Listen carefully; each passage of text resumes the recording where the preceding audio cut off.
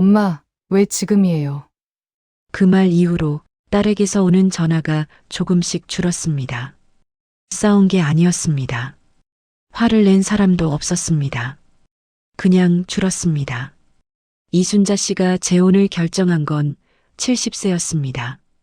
그리고 지금 그녀는 그 선택이 옳았는지 그른지를 따지는 게 아니라 그냥 이 거리가 무엇인지를 조용히 생각하고 있습니다. 남편이 먼저 간 건 이순자 씨가 66이 되던 해 겨울이었습니다. 갑작스러운 일은 아니었습니다. 2년을 함께 병과 싸웠고 마지막을 곁에서 지켰습니다. 장례를 치르고 자녀들이 돌아간 뒤 처음 혼자 맞은 아침, 이순자 씨는 그 아침을 기억합니다.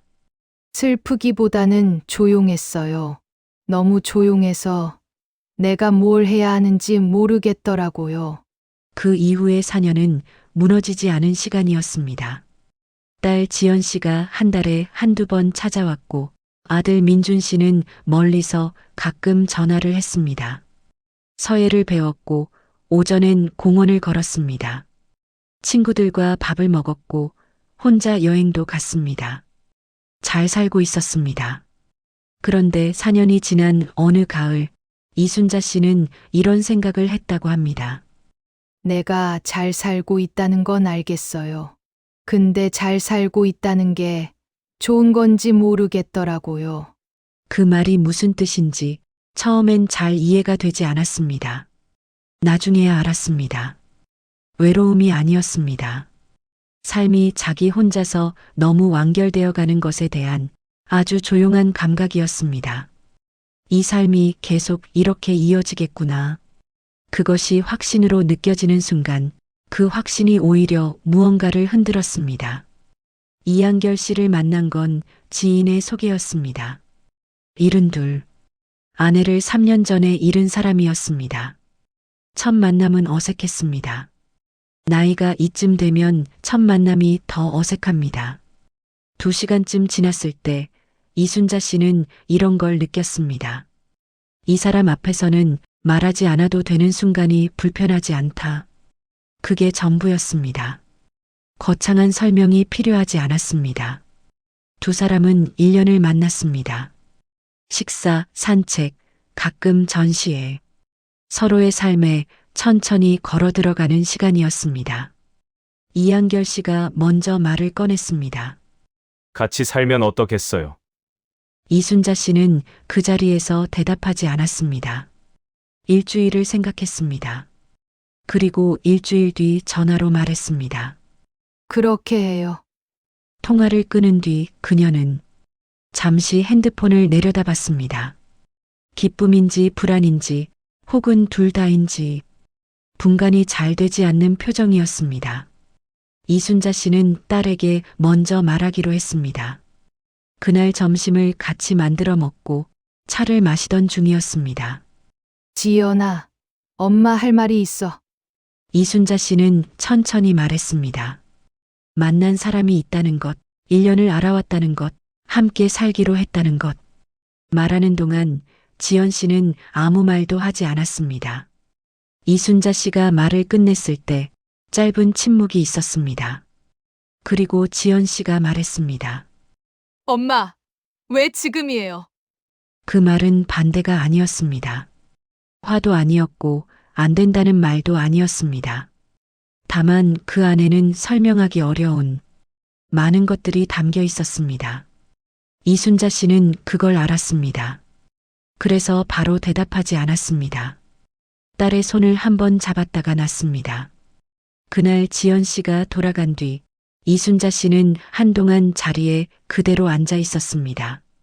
아들 민준 씨에게 전화를 하는 건 그 다음 날이었습니다. 민준 씨는 말이 더 적었습니다. 알겠어요, 엄마. 엄마가 결정한 거면. 찬성이 아니었습니다. 그렇다고 반대도 아니었습니다. 그냥 그렇게 끝났습니다. 그날 밤 이순자 씨는 이런 생각을 했다고 합니다. 허락을 받으려 한 건 아니었는데, 그냥 알려주고 싶었는데, 왜 이렇게 무거운 것 같지? 재혼 이후 겉으로 달라진 건 없었습니다. 지연 씨는 여전히 가끔 왔고 민준 씨는 여전히 가끔 전화를 했습니다. 명절에도 만났습니다. 그런데 분위기가 달랐습니다. 이한결 씨에게 말을 거는 것도 걸지 않는 것도 둘 다 어색했습니다. 대화는 표면을 맴돌았습니다. 날씨, 음식, 세상 돌아가는 이야기. 전처럼 오래 앉아있지 않았습니다. 이순자 씨는 배웅을 하고 문을 닫았습니다. 그 닫히는 소리가 전과 같은 소리인데 다르게 들렸습니다. 전화도 달라졌습니다. 일주일에 서너 번이던 것이 2번이 됐고 1번이 됐습니다. 짧아졌습니다. 별일 없죠? 네, 저도요. 그래요, 끊을게요. 1번은 아들 민준 씨가 전화를 끊기 직전에 말했습니다. 엄마는 이제 괜찮겠지? 인사말처럼 꺼낸 말이었습니다. 나쁜 뜻이 전혀 없는 말이었습니다. 그런데 이순자 씨는 그 말을 들었을 때 잠깐 아무 말도 할 수 없었습니다.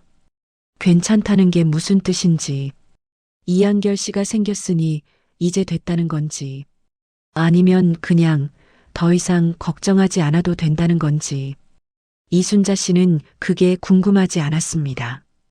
그냥 그 말이 한동안 머릿속에 남았습니다. 어느 날 오후 이순자 씨는 먼저 연락을 해보려 했습니다. 이한결 씨와 다녀온 여행 사진이 있었습니다. 단풍이 예쁜 산길 사진이었습니다. 전송 버튼 바로 앞에서 손이 멈췄습니다.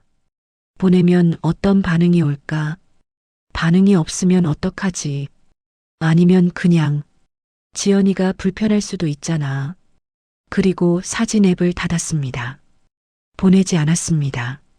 그날부터 이순자 씨는 이한결 씨 이야기를 자녀들에게 꺼내는 것을 조심스러워하기 시작했습니다. 스스로도 모르는 사이에 이순자 씨가 사진을 보내지 않은 그 순간 여러분은 그 마음이 이해가 가시나요? 아니면 그냥 보내는 게 맞았다고 생각하시나요? 이한결 씨는 이 변화를 느끼고 있었습니다. 1번은 조용히 물었습니다. 아이들이 아직 시간이 필요한 건 아닐까요? 이순자 씨는 잠깐 생각했습니다. 그럴 수 있죠. 그런데 나도 시간이 좀 걸리는 것 같아요. 짧은 대답이었지만 이한결 씨는 더 묻지 않았습니다. 그냥 밥을 마저 먹었습니다. 그 마저가 이순자 씨에게는 조금 위로가 됐습니다. 자녀들은 왜 그랬을까요? 이 질문에 답하기 전에 한 가지를 먼저 짚어야 합니다. 지연 씨와 민준 씨는 어머니의 재혼에 명시적으로 반대하지 않았습니다. 그런데 왜 거리가 생겼을까요? 상실 이후의 가족관계에는 말로 합의되지 않은 역할 재편이 일어납니다. 아버지가 없어진 자리에서 자녀들은 무의식 중에 어머니를 더 가까이서 지키려 합니다. 더 자주 전화하고 더 자주 찾아오고 어머니의 안부를 확인하는 것이 자신의 중요한 역할이 된 것처럼 느끼게 됩니다. 이건 의무감이 아닙니다.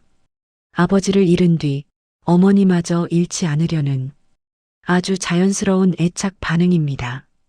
그런데 어머니가 재혼을 하는 순간 그 구조에 변화가 생깁니다. 어머니 곁에 이제 다른 사람이 있습니다.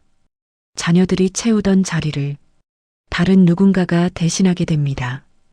이것을 자녀들이 의식적으로 인식하지는 않습니다. 그냥 어색합니다. 전화하기가 전보다 조금 망설여집니다. 명절에 오래 앉아있기가 불편합니다. 그 어색함이 거리가 됩니다. 여기에 더해지는 게 있습니다. 자녀들의 나이입니다. 지연 씨는 45, 민준 씨는 42입니다. 이 나이는 부모의 재혼을 어떻게 받아들여야 하는지 아무도 알려준 적 없는 나이입니다. 기뻐해야 하는지, 걱정해야 하는지, 아니면 내일이 아닌 건지, 그 경계 어딘가에서 자녀들은 머뭇거립니다. 그 머뭇거림이 전화 횟수로 나타납니다. 잘 됐네요. 한마디로 나타납니다. 그런데 여기서 한 가지를 더 생각해 봐야 합니다. 이순자 씨 쪽 이야기입니다. 어쩌면 이순자 씨도 아이들이 감당할 시간을 충분히 주지 않았는지 모릅니다. 1년을 만났고 스스로 결정했고 그리고 알렸습니다. 그 순서 자체가 잘못된 건 아닙니다. 다만 자녀들 입장에서는 준비할 시간도 반응할 시간도 그다지 주어지지 않은 채로 결정이 이미 내려져 있었습니다. 이순자 씨가 나쁜 의도로 그렇게 한 게 아닙니다. 자신의 삶을 자신이 결정할 권리는 누구에게나 있습니다. 그런데 관계는 권리만으로 설명되지 않는 부분이 있습니다. 지연 씨의 자리에서 생각해 보면 여러분이라면 어떻게 하셨을 것 같으세요? 축하해요가 자연스럽게 나왔을까요? 아니면 그 말이 쉽게 떠오르지 않았을까요? 이순자 씨에게도 쉬운 시간이 아니었습니다. 자녀들과의 거리를 느끼면서 그 감정을 이한결 씨에게도 쉽게 말하지 못했습니다. 말하면 아이들에 대한 불평처럼 들릴 것 같았습니다. 그래서 혼자 가지고 있었습니다. 재혼을 후회한 건 아니었습니다. 그런데 이 모든 것을 혼자 감당하는 것이 예상보다 무거웠습니다. 함께 있는데 외로운 것과 혼자 있는데 외롭지 않은 것, 이 두 가지가 교차하는 시간이었습니다. 재혼한 지 1년이 지난 어느 봄날, 딸 지연 씨에게서 전화가 왔습니다. 특별한 이유 없는 전화였습니다. 엄마, 뭐해요? 이순자 씨는 공원에 나와 있다고 했습니다. 그래요. 날씨 좋죠? 엄마 요즘 잘 지내죠? 짧은 전화였습니다. 아직 걱정하는구나. 그 생각 하나였습니다. 화해가 아니었습니다. 쌓인 것들을 털어놓은 것도 아니었습니다. 그냥 짧은 전화 한 통. 그런데 이순자 씨는 그 전화를 끊고 나서 오랜만에 핸드폰을 오래 바라봤습니다. 이 관계가 어떻게 될지 지금 시점에서는 알 수 없습니다.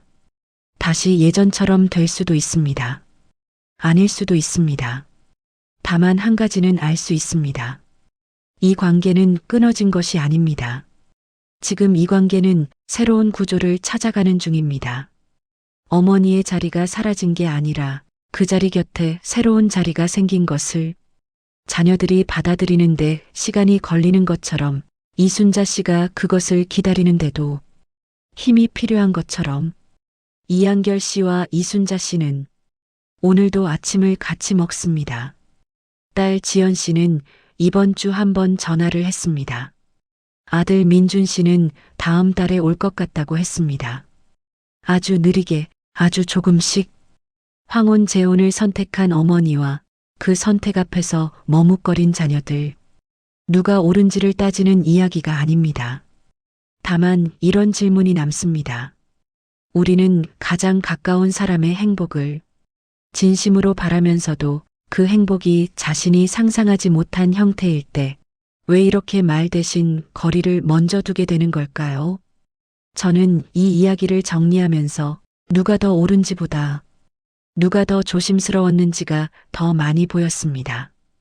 어머니는 자녀를 잃고 싶지 않았고 자녀는 어머니를 완전히 놓고 싶지 않았습니다.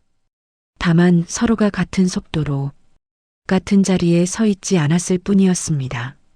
황혼 재혼이 어렵다기보다 관계의 구조가 바뀌는 시간이 생각보다 길 수 있다는 걸 다시 느끼게 됩니다. 이 이야기가 누군가의 선택을 이해하는 시간이 되었기를 바랍니다. 여러분은 어떻게 느끼셨나요? 댓글로 생각을 나눠주세요. 구독과 좋아요는 이 채널이 관계의 이야기를 계속 이어갈 수 있는 힘이 됩니다.